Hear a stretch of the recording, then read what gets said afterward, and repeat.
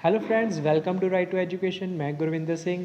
ਸੋ ਦੇਖੋ, ਕੱਲ ਦੀ ਵੀਡੀਓ ਦੇ ਵਿੱਚ ਆਪਾਂ ਕੋਆਪਰੇਟਿਵ ਇੰਸਪੈਕਟਰ ਦੀ ਜੋ 320 ਵੈਕੈਂਸੀ ਨਿਕਲੀ ਹੈ ਉਸ ਦੇ ਬਾਰੇ ਪੜ੍ਹਿਆ ਸੀ। ਇੱਕ ਇੱਕ ਪੁਆਇੰਟ ਨੂੰ ਸਮਝਿਆ ਸੀ ਕਿ ਅਪ ਟੂ ਡਾਕੂਮੈਂਟ ਵੈਰੀਫਿਕੇਸ਼ਨ ਤੱਕ ਸਾਨੂੰ ਜੋ ਡਾਕੂਮੈਂਟਸ ਰਿਕੁਆਇਰਡ ਨੇ, ਕਿੱਦਾਂ ਐਗਜ਼ਾਮ ਫਿਲ ਕਰਨਾ ਹੈ ਅਤੇ ਲਾਸਟ ਡੇਟ ਕੀ ਹੈ, ਸਾਰਾ ਕੁਝ ਆਪਾਂ ਚੰਗੀ ਤਰ੍ਹਾਂ ਪੜ੍ਹਿਆ ਸੀ।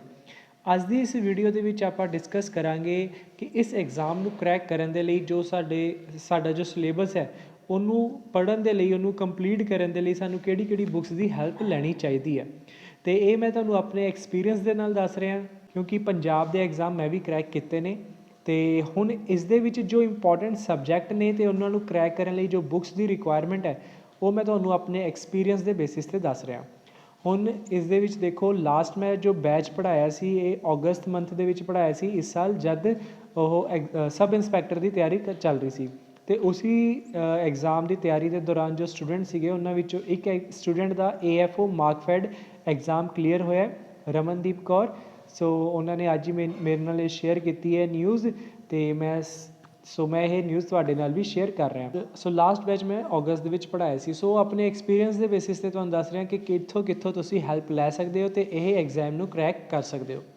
ਸੋ ਸਭ ਤੋਂ ਪਹਿਲਾਂ ਦੇਖੋ, 2 ਸੈਕਸ਼ਨ ਹੈ। ਇੱਕ ਹੈ mental ability reasoning and second ਹੈ GK ਕਰੰਟ ਅਫੇਅਰਸ। ਹੁਣ ਇਹਦੇ ਵਿੱਚ ਦੇਖੋ, ਸਭ ਤੋਂ ਪਹਿਲਾਂ ਮੈਂਟਲ ਐਬਿਲਿਟੀ ਐਂਡ ਰੀਜ਼ਨਿੰਗ ਜਦ ਮੈਂ ਪੜ੍ਹਾਉਂਦਾ ਹੁੰਦਾ ਸੀ ਤਦ ਮੈਂ ਮੈਥਸ ਐਂਡ GK ਇਹ 2 ਸਬਜੈਕਟ ਮੇਰੇ ਰਹਿੰਦੇ ਸੀ ਅਤੇ ਇਹਨਾਂ ਨੂੰ ਮੈਂ ਟੀਚ ਕਰਦਾ ਹੁੰਦਾ ਸੀ। ਸੋ ਸਭ ਤੋਂ ਪਹਿਲਾਂ ਦੇਖੋ, ਮੈਥਸ ਦੀ ਗੱਲ ਕਰੀਏ। ਮੈਥ ਦੇ 2 ਸੈਕਸ਼ਨ ਰਹਿੰਦੇ ਨੇ ਮੇਨਲੀ, ਇੱਕ ਅਰਥਮੈਟਿਕ ਅਤੇ ਇੱਕ ਐਡਵਾਂਸ ਮੈਂ ਤੁਹਾਨੂੰ ਕਹੂੰਗਾ ਛੱਡ ਦਿਓ। ਇਹ ਤੁਹਾਨੂੰ ਆਪਣੇ ਸਟੇਟ ਲੈਵਲ ਐਗਜ਼ਾਮ ਦੇ ਵਿੱਚ ਬਹੁਤ ਹੀ ਘੱਟ ਚਾਂਸ ਹੈ ਕੋਈ ਇੱਧਰੋਂ ਕੁਐਸਚਨ ਆਏਗਾ। ਅਰਥਮੈਟਿਕ ਨੂੰ ਤੁਸੀਂ ਫੋਕਸ ਕਰੋ। ਹੁਣ ਅਰਥਮੈਟਿਕ ਦੇ ਵਿੱਚ ਦੇਖੋ, ਇੱਕ ਤਾਂ ਮੈਂ ਤੁਹਾਨੂੰ ਸੁਜੈਸਟ ਕਰੂੰਗਾ ਸਟੇਟ ਲੈਵਲ ਐਗਜ਼ਾਮ ਦੇ ਲਈ ਤੁਸੀਂ RS ਅਗਰਵਾਲ ਬੁੱਕ ਫੋਲੋ ਕਰ ਲਓ, ਵਧੀਆ ਰਹਿੰਦੀ ਹੈ। ਮੋਸਟਲੀ RS ਅਗਰਵਾਲ ਜੇ ਕਰ ਲਈ ਸਫੀਸ਼ੀਐਂਟ ਹੈ। ਬਾਕੀ ਜੇ ਸਟੂਡੈਂਟ SSC ਬੈਂਕਿੰਗ ਦੀ ਤਿਆਰੀ ਕਰ ਰਿਹਾ ਉਹਨੂੰ ਵੈਸੇ ਹੀ ਨਹੀਂ ਕੋਈ ਪ੍ਰੋਬਲਮ ਆਏਗੀ। ਉਹ ਚਾਹੇ ਕਿਰਨ ਪਬਲੀਕੇਸ਼ਨ ਨੂੰ ਫੋਲੋ ਕਰ ਲੇ, ਅਰੀਹੰਤ ਨੂੰ ਫੋਲੋ ਕਰ ਲੇ, ਜਾਂ ਤੁਸੀਂ ਮੌਕ ਟੈਸਟ ਹੀ ਦੇ ਰਹੇ ਹੋ, ਪ੍ਰੈਕਟਿਸ ਕਰ ਰਹੇ ਹੋ, ਉਹ ਵੀ ਤੁਹਾਡੇ ਲਈ ਸਹੀ ਹੈ। ਜਾਂ ਫਿਰ ਤੁਸੀਂ ਕਿਸੇ ਇੰਸਟੀਟਿਊਟ ਨੂੰ ਫੋਲੋ ਕਰ ਰਹੇ ਹੋ, ਇੰਸਟੀਟਿਊਟ ਦੀ ਜੋ ਬੁੱਕ ਮਟੀਰੀਅਲ ਮਿਲਿਆ ਉਹਨੂੰ ਖਤਮ ਕਰ ਦਿਓ, ਲੇਕਿਨ ਉਹਦੇ ਸਫੀਸ਼ੀਐਂਟ ਨਹੀਂ ਹੁੰਦਾ ਇੰਸਟੀਟਿਊਟ ਦਾ ਮਟੀਰੀਅਲ, ਇਸ ਲਈ ਤੁਹਾਨੂੰ ਐਕਸਟਰਾ ਬੁੱਕ ਫੋਲੋ ਕਰਨੀ ਪੈਂਦੀ ਹੈ। ਕੁਇਕਰ ਮੈਥ ਕਈ ਸਟੂਡੈਂਟ ਫੋਲੋ ਕਰਦੇ ਨੇ, ਬਟ ਆਈ ਸੁਜੈਸਟ ਇਸ ਐਗਜ਼ਾਮ ਦੇ ਲਈ ਤੁਸੀਂ RS ਅਗਰਵਾਲ ਕਰ ਲਓ, ਸਫੀਸ਼ੀਐਂਟ ਹੈ, ਮੋਰ ਦੈਨ ਇਨਫ ਹੈ। ਹੁਣ ਇਹਦੇ ਵਿੱਚ ਕੁਝ ਚੈਪਟਰਸ ਜਿਹੜੇ ਬਹੁਤ ਜ਼ਿਆਦਾ ਇੰਪੋਰਟੈਂਟ ਤੁਹਾਡੇ ਲਈ ਹੋਣਗੇ, ਉਹ ਕਿਹੜੇ ਨੇ। ਸਭ ਤੋਂ ਪਹਿਲਾਂ ਦੇਖੋ, basic chapter average and aegis, ਇਹ ਦੋਵਾਂ ਨੂੰ ਇਕੱਠੇ ਕਰਿਓ ਤੁਸੀਂ। ਫਿਰ ਉਸ ਤੋਂ ਬਾਅਦ time work, time distance, train, boat and stream, ਠੀਕ ਹੈ। ਇਹ ਸਾਰਾ ਸੈਕਸ਼ਨ ਇੱਕ ਇਕੱਠਾ ਰੱਖਣਾ ਤੁਸੀਂ। ਫਿਰ ਉਸ ਤੋਂ ਬਾਅਦ simple interest, compound interest, profit loss and percentage, ਆਹ 4 ਚੈਪਟਰ ਇਕੱਠੇ ਪੜ੍ਹਨੇ, ਇੱਕ ਸੈਕਸ਼ਨ ਬਣਾ ਲਓ। ਸਭ ਤੋਂ ਪਹਿਲਾਂ ਜਿਵੇਂ ਪਰਸੈਂਟੇਜ ਕਰ ਲਿਆ, ਫਿਰ ਪ੍ਰੋਫਿਟ ਲੋਸ ਕਰ ਲਿਆ। ਹੁਣ ਪਰਸੈਂਟੇਜ ਦੀ ਨੌਲੇਜ ਹੋ ਗਈ ਤੁਹਾਨੂੰ, ਪ੍ਰੋਫਿਟ ਲੋਸ ਦੀ ਨੌਲੇਜ ਹੋ ਗਈ, ਹੁਣ ਤੁਸੀਂ ਸਿੰਪਲ ਇੰਟਰਸਟ, ਕੰਪਾਊਂਡ ਇੰਟਰਸਟ ਕਰ ਲਿਓ, ਠੀਕ ਹੈ। ਇਸ ਪੈਟਰਨ 'ਚ ਇਹਨਾਂ ਨੂੰ ਕੰਪਲੀਟ ਕਰਨਾ ਹੈ। ਫਿਰ ਉਸ ਤੋਂ ਬਾਅਦ ਰੇਸ਼ੀਓ ਪ੍ਰੋਪੋਰਸ਼ਨ ਦੇ ਨਾਲ ਤੁਸੀਂ ਮਿਕਸਚਰ ਐਲੀਗੇਸ਼ਨ ਕਰਨਾ, ਠੀਕ ਹੈ। ਸੋ ਇਹ ਸਾਰੇ ਕਰਕੇ ਇੱਕ ਫੇਵਰਟ ਹੁੰਦਾ ਪੰਜਾਬ ਦੇ ਐਗਜ਼ਾਮ ਦੇ ਵਿੱਚ ਚੈਪਟਰ ਮੈਂਸੂਰੇਸ਼ਨ। ਸੋ ਏਰੀਆ ਵੋਲਿਊਮ ਵੀ ਤੁਸੀਂ ਚੰਗੀ ਤਰ੍ਹਾਂ ਕਰ ਲਿਓ। ਸੋ ਇਹ ਕੁਛ ਚੈਪਟਰ ਨੇ ਜਿਹੜੇ ਤੁਹਾਨੂੰ ਮੈਥਸ ਦੇ ਵਿੱਚ ਜਿਹਨਾਂ ਨੂੰ ਤੁਸੀਂ ਕਰ ਲੈਂਦੇ ਹੋ, ਲੀਡ ਦਊਗੇ ਜੋ ਬਾਕੀ ਸਟੂਡੈਂਟਸ ਆ ਉਹਨਾਂ ਤੋਂ, ਠੀਕ ਹੈ। ਕਿਉਂਕਿ UPSC ਤਿਆਰੀ ਕਰਨ ਵਾਲੇ ਬੱਚੇ ਵੀ ਇਹ ਪੇਪਰ ਦੇਣਗੇ, ਸੋ ਉਹਨਾਂ ਦਾ GK ਸਟਰੋਂਗ ਪੋਰਸ਼ਨ ਹੋਊਗਾ। ਸੋ ਮੈਂਟਲ ਐਬਿਲਿਟੀ ਰੀਜ਼ਨਿੰਗ ਦੇ ਵਿੱਚ ਕਈ ਵਾਰ ਉਹ ਪਿੱਛੇ ਰਹਿ ਜਾਂਦੇ ਨੇ ਅਤੇ ਤੁਸੀਂ ਉਹਨਾਂ ਨੂੰ ਕਵਰ ਕਰ ਸਕਦੇ ਹੋ, ਠੀਕ ਹੈ, ਲੀਡ ਲੈ ਸਕਦੇ ਹੋ। ਸੋ ਇਹ ਹੋ ਗਿਆ ਸਾਡਾ ਮੈਥਸ ਦਾ। ਸਿਮਿਲਰਲੀ ਰੀਜ਼ਨਿੰਗ ਆ ਜਾਓ। ਹੁਣ ਰੀਜ਼ਨਿੰਗ ਦੇ ਲਈ ਵੀ ਤੁਸੀਂ ਕੋਈ ਵੀ ਬੁੱਕ ਫੋਲੋ ਕਰ ਲਓ, ਚਾਹੇ RS ਅਗਰਵਾਲ ਹੀ ਕਰ ਲਓ, ਠੀਕ ਹੈ। ਹੁਣ ਇਹਦੇ ਵਿੱਚ ਮੇਨ ਮੈਟਰ ਕਰੇਗਾ ਤੁਹਾਡੇ ਟੌਪਿਕ ਕਿਹੜੇ ਕਰਨੇ ਆ। ਹੁਣ ਸਟੇਟ ਦੇ ਵਿੱਚ ਤੁਹਾਨੂੰ ਜੋ ਕੁਐਸਚਨਸ ਆਉਣੇ ਹੈ, ਇਹਦੇ ਵਿੱਚ ਤੁਹਾਨੂੰ ਸੁਜੈਸਟ ਕਰੂੰਗਾ ਜਿਵੇਂ ਤੁਸੀਂ SSC ਦੀ ਤਿਆਰੀ ਕਰਦੇ ਨਾ, ਉਹੋ ਜਿਹੀ ਤਿਆਰੀ ਕਰੋ ਇਹਦੇ 'ਚ। ਲੇਕਿਨ ਜੇ ਬੈਂਕਿੰਗ ਦੀ ਗੱਲ ਕਰੀਏ, ਜਿਵੇਂ ਸਾਇਲੋਜਿਜ਼ਮ ਇੱਕ ਟੌਪਿਕ ਹੈ, ਬੈਂਕਿੰਗ ਦੇ ਵਿੱਚ ਆਉਂਦਾ, SSC ਦੇ ਵਿੱਚ ਘੱਟ ਹੀ ਦਿਖਦਾ, ਸੋ ਉਹ ਸਟੇਟ ਦੇ ਵਿੱਚ ਵੀ ਆ ਜਾਂਦਾ। ਫਿਰ ਉਸ ਤੋਂ ਇਲਾਵਾ blood relation, direction, coding decoding, ਠੀਕ ਹੈ। ਫਿਰ ਨੋਨ ਵਰਬਲ ਜਿਵੇਂ ਮਿਰਰ ਇਮੇਜ ਹੋ ਗਿਆ, ਆਹ ਸਾਰੀਆਂ ਚੀਜ਼ਾਂ ਤੁਸੀਂ ਜ਼ਿਆਦਾ ਕਰਨੀਆਂ, ਇਹੀ ਤੁਹਾਨੂੰ ਸਟੇਟ ਦੇ ਵਿੱਚ ਪੁੱਛੀਆਂ ਜਾਣਗੀਆਂ, ਠੀਕ ਹੈ ਨਾ। ਐਨਾਲੋਜੀ ਇੱਕ ਟੌਪਿਕ ਆਉਂਦਾ, ਉਹ ਕਰ ਲਿਓ। ਸੋ ਆਹ ਚੀਜ਼ਾਂ ਤੁਹਾਨੂੰ ਪੇਪਰ 'ਚ ਆਉਣਗੀਆਂ ਰੀਜ਼ਨਿੰਗ ਸੈਕਸ਼ਨ 'ਚ। ਹੁਣ ਪਜ਼ਲ ਜਿਹੜੀ ਹੈ ਉਹ ਵੀ ਆ ਸਕਦੀ ਹੈ। ਪਜ਼ਲ ਬਹੁਤ ਬੇਸਿਕ ਆਏਗੀ, ਬੈਂਕਿੰਗ ਲੈਵਲ ਦੀ ਤਾਂ ਭੁੱਲ ਜਾਓ, ਉਹੋ ਜਿਹੀ ਤਾਂ ਆਊਗੀ ਨਹੀਂ, ਬਹੁਤ ਬੇਸਿਕ ਪਜ਼ਲ ਆਏਗੀ ਜੇ ਆਏਗੀ, ਠੀਕ ਹੈ। ਹੁਣ ਹੋ ਗਿਆ ਸਾਡਾ ਮੈਥ ਐਂਡ ਰੀਜ਼ਨਿੰਗ, ਮਤਲਬ ਆਪਾਂ 160 ਨੰਬਰ ਦਾ ਸਮਝ ਲਿਆ, ਮਤਲਬ 40 ਕੁਐਸਚਨ ਆਪਾਂ ਸਮਝ ਲਏ, ਇਹਦੇ 'ਚੋਂ ਹੀ ਆਉਣਗੇ ਅਤੇ 40 'ਚੋਂ 40 ਵੀ ਸਟੂਡੈਂਟਸ ਲੈਣਗੇ, ਠੀਕ ਹੈ ਨਾ। ਜਿਨ੍ਹਾਂ ਦੀ ਬੇਸਿਕ ਤਿਆਰੀ ਹੈਗੀ ਉਹ 40 ਚੋਂ 40 ਕੁਐਸਚਨ ਸਹੀ ਅਟੈਂਪਟ ਕਰ ਦੇਣਗੇ। ਹੁਣ ਹੈਗੀ ਆਪਣੀ ਜੀਕੇ ਦੀ ਗੱਲ। ਹੁਣ ਜੀਕੇ ਦੇ ਵਿੱਚ ਦੇਖੋ history, geography, polity, science, economics, computer, current affairs, ਠੀਕ ਹੈ, ਬਹੁਤ ਵਾਸਟ ਹੈ। ਉਸ ਤੋਂ ਬਾਅਦ ਪੰਜਾਬ ਜੀਕੇ ਵੀ ਕਰਨੀ ਹੈ ਨਾ। ਸੋ ਬਹੁਤ ਵਾਸਟ ਸਿਲੇਬਸ ਹੈ ਜੀਕੇ ਦਾ। ਹੁਣ ਇਹਦੇ ਵਿੱਚ ਦੇਖੋ ਤੁਸੀਂ ਪੜ੍ਹਨੀ ਜਿਹੜੀ ਹੈਗੀ ਹੈ ਨਾ ਡੀਪ 'ਚ, ਜੋ ਮੈਂ ਤੁਹਾਨੂੰ ਕਹੂੰਗਾ ਚੰਗੀ ਤਰ੍ਹਾਂ ਪੜ੍ਹੋ, ਉਹ ਹੈ ਇੰਡੀਅਨ ਪੋਲਿਟੀ।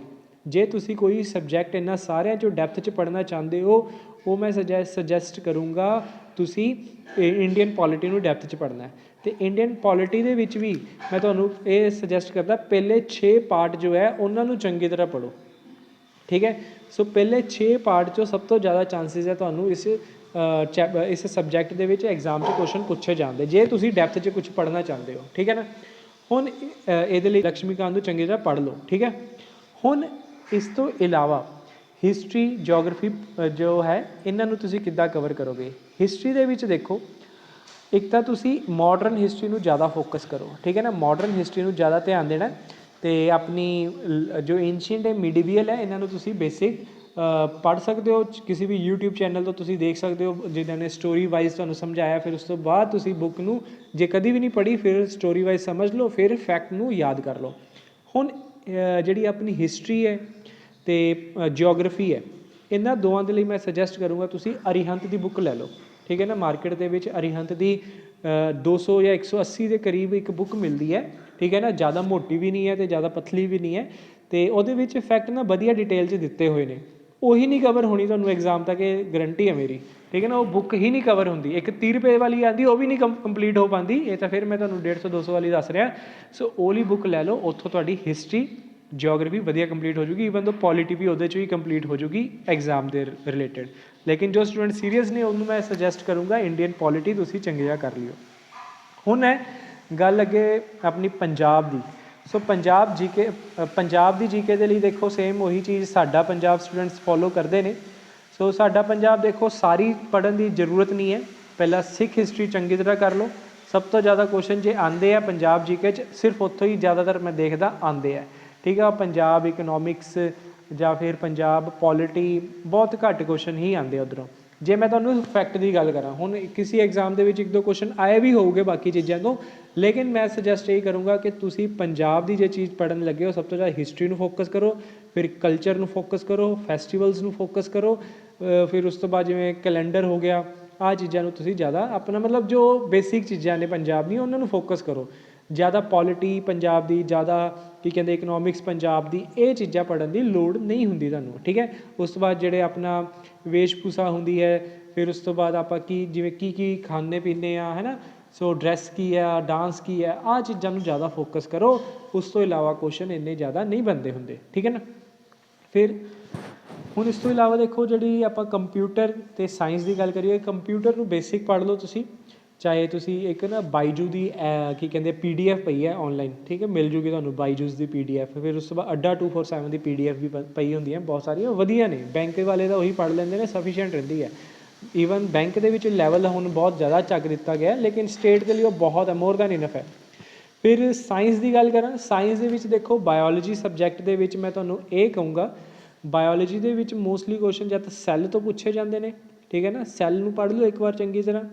ਫਿਰ ਉਸ ਤੋਂ ਬਾਅਦ ਤੁਸੀਂ ਵਿਟਾਮਿਨਸ ਦੇ ਉੱਤੇ ਕੁਐਸਚਨ, ਐਂਡ ਵਿਟਾਮਿਨਸ ਤੋਂ ਬਾਅਦ ਤੁਹਾਡੇ ਡਿਜ਼ੀਜ਼ਿਸ ਦੇ ਉੱਤੇ ਜੋ ਕੁਐਸਚਨਸ ਬਣਦੇ ਨੇ, ਬਸ ਇੰਨਾ ਕੁ ਕਰ ਲਓ, ਸਫੀਸ਼ੀਐਂਟ ਹੈ। ਪਹਿਲਾ ਇਹ ਸਟੈਪ ਹੋਣਾ ਚਾਹੀਦਾ ਤੁਹਾਡਾ, ਠੀਕ ਹੈ। ਉਹਦੇ ਲਈ ਤੁਹਾਨੂੰ ਮੈਂ ਸੁਜੈਸਟ ਕਰੂੰਗਾ ਬਸ ਸੈੱਲ ਚੈਪਟਰ ਕਰਨ ਦੇ ਲਈ ਕਲਾਸ 9th ਕਰ ਲਿਓ, ਠੀਕ ਹੈ। 9th NCERT ਨੂੰ ਫੋਲੋ ਕਰ ਲਿਓ, ਕੰਪਲੀਟ ਹੋ ਜਾਊਗਾ। ਫਿਰ ਉਸ ਤੋਂ ਬਾਅਦ ਕੈਮਿਸਟਰੀ ਦੇ ਵਿੱਚ ਦੇਖੋ ਮੈਂ ਸੁਜੈਸਟ ਇਹ ਕਰੂੰਗਾ, ਕੈਮੀਕਲ ਨੇਮਸ ਜੋ ਹੁੰਦੇ ਆ ਨਾ, ਉਹ ਚੰਗੀ ਤਰ੍ਹਾਂ ਫੜ ਲਓ ਕਿ ਬੇਕਿੰਗ ਪਾਊਡਰ ਦਾ, ਵਾਸ਼ਿੰਗ ਸੋਡਾ ਦਾ ਕੈਮੀਕਲ ਨੇਮ ਕੀ ਹੈ, ਫਾਰਮੂਲਾ ਕੀ ਆ, ਠੀਕ ਹੈ। ਇਹ ਚੀਜ਼ਾਂ ਨੂੰ ਚੰਗੀ ਤਰ੍ਹਾਂ ਪੜ੍ਹ ਲਿਓ।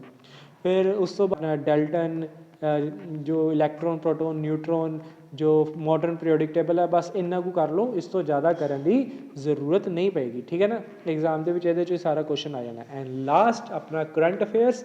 ਕਰੰਟ ਅਫੇਅਰਸ ਦੇਖੋ ਬਹੁਤ ਵਾਸਟ ਟੋਪਿਕ ਹੈ। ਪੰਜਾਬ ਦੇ ਸਿਲੇਬਸ ਦੀ ਗੱਲ ਕਰੀਏ, ਪੰਜਾਬ ਦੇ ਵਿੱਚ ਐਗਜ਼ਾਮਸ ਦੀ ਗੱਲ ਕਰੀਏ, ਪਿਛਲੇ 2 ਸਾਲ ਦੇ ਕੁਐਸਚਨਸ ਵੀ ਪੁੱਛ ਲੈਂਦੇ ਆ, ਠੀਕ ਹੈ ਨਾ। ਸੋ 2 ਸਾਲ ਦੀ ਕਰਨ ਦੇ ਲਈ ਪਹਿਲਾਂ ਤਾਂ ਮੈਂ ਤੁਹਾਨੂੰ ਇਹ ਸੁਜੈਸਟ ਕਰਾਂਗਾ, ਨੈਸ਼ਨਲ ਅਵਾਰਡਸ ਪਿਛਲੇ 2 ਸਾਲਾਂ ਦੇ ਕਰ ਲਓ, ਸਪੋਰਟਸ ਪਿਛਲੇ 2 ਸਾਲਾਂ ਦਾ ਚੰਗੀ ਤਰ੍ਹਾਂ ਕਰ ਲਓ। ਉਸ ਤੋਂ ਇਲਾਵਾ ਜੇ ਤੁਸੀਂ ਹੋਰ ਚੰਗੀ ਤਰ੍ਹਾਂ ਕਰਨਾ ਚਾਹੁੰਦੇ ਹੋ ਇਹਦੇ ਵਿੱਚ ਸਪੋਰਟਸ ਐਂਡ ਅਵਾਰਡਸ ਤੋਂ ਜ਼ਿਆਦਾ, ਅਵਾਰਡਸ ਤੋਂ ਇਲਾਵਾ ਤੁਸੀਂ ਜੇ ਪਿਛਲੇ 6 ਮਹੀਨੇ ਦੇ ਟੱਚ 'ਚ ਹੋ, ਫਿਰ ਤਾਂ ਅੱਡਾ 247 ਦੇ ਕਰੰਟ ਅਫੇਅਰ ਵੀ ਵਧੀਆ ਨੇ। ਇੱਕ ਨਾ ਬੁੱਕ ਆਉਂਦੀ ਹੈ ਗਿਆਨਮ ਦੀ, ਗਿਆਨਮ ਮੈਗਜ਼ੀਨ ਆਉਂਦੀ ਹੈ। ਸੋ ਗਿਆਨਮ ਮੈਗਜ਼ੀਨ ਦੇ ਵਿੱਚ ਵੀ ਬਹੁਤ ਵਧੀਆ ਫੈਕਟ ਦਿੱਤੇ ਹੁੰਦੇ ਪਿਛਲੇ 6 ਮਹੀਨੇ ਦੇ, ਉਹਨੂੰ ਕਵਰ ਕਰ ਲਓ। ਅਤੇ ਥਰਡ, ਅਫੇਅਰ ਕਲਾਊਡ ਇੱਕ ਆਪਣੀ ਐਪ ਵੀ ਹੈਗੀ ਆ ਅਫੇਅਰ ਕਲਾਊਡ ਦੀ। ਸੋ ਬਾਕੀ ਇੱਕ ਉਹਨਾਂ ਦੀ ਪੂਰੀ ਪ੍ਰੋਪਰਲੀ PDFs ਆਉਂਦੀਆਂ ਹੈਗੀਆਂ, ਉਹਨਾਂ ਦੇ ਕੀ ਕਹਿੰਦੇ ਆ ਚੈਨਲ ਹੈਗੇ ਆ। ਸੋ ਉੱਥੋਂ ਵੀ ਤੁਸੀਂ ਇਹਨੂੰ ਫੋਲੋ ਕਰ ਸਕਦੇ ਹੋ। ਸੋ ਕਰੰਟ ਅਫੇਅਰ ਲਈ 3 ਚੀਜ਼ਾਂ ਮੈਂ ਦੱਸ ਰਿਹਾ, ਗਿਆਨਮ, ਅੱਡਾ 247 ਐਂਡ ਅਫੇਅਰ ਕਲਾਊਡ। ਸੋ ਜੇ ਇਹ ਸਾਰੀ ਚੀਜ਼ਾਂ ਨੂੰ ਫੋਲੋ ਕਰ ਲੈਂਦੇ ਹੋ, ਡੈਫੀਨੇਟ ਹੈ ਜੇ ਚੰਗੀ ਤਰ੍ਹਾਂ ਕੀਤਾ ਤਾਂ ਪੇਪਰ ਡੈਫੀਨੇਟਲੀ ਕਲੀਅਰ ਹੋਊਗਾ ਹੀ ਹੋਊਗਾ। ਮੈਂ ਆਪਣੇ ਐਕਸਪੀਰੀਅੰਸ ਨਾਲ ਦੱਸ ਰਿਹਾ, ਇਹ ਚੀਜ਼ ਤੁਸੀਂ ਜੇ ਚੰਗੀ ਤਰ੍ਹਾਂ ਫੋਲੋ ਕਰ ਲੈਂਦੇ ਹੋ, ਐਗਜ਼ਾਮ ਪੱਕਾ ਕਲੀਅਰ ਹੋਊਗਾ। So wishing you all the very best. ਜੇ ਫਿਰ ਵੀ ਕੋਈ ਡਾਊਟ ਹੈ ਮੈਨੂੰ ਤੁਸੀਂ ਕਮੈਂਟ ਸੈਕਸ਼ਨ 'ਤੇ ਮੈਸੇਜ ਕਰ ਦਿਓ, ਮੈਂ ਜ਼ਰੂਰ ਤੁਹਾਨੂੰ ਉਹਦਾ ਆਨਸਰ ਦੂੰਗਾ। So bye bye.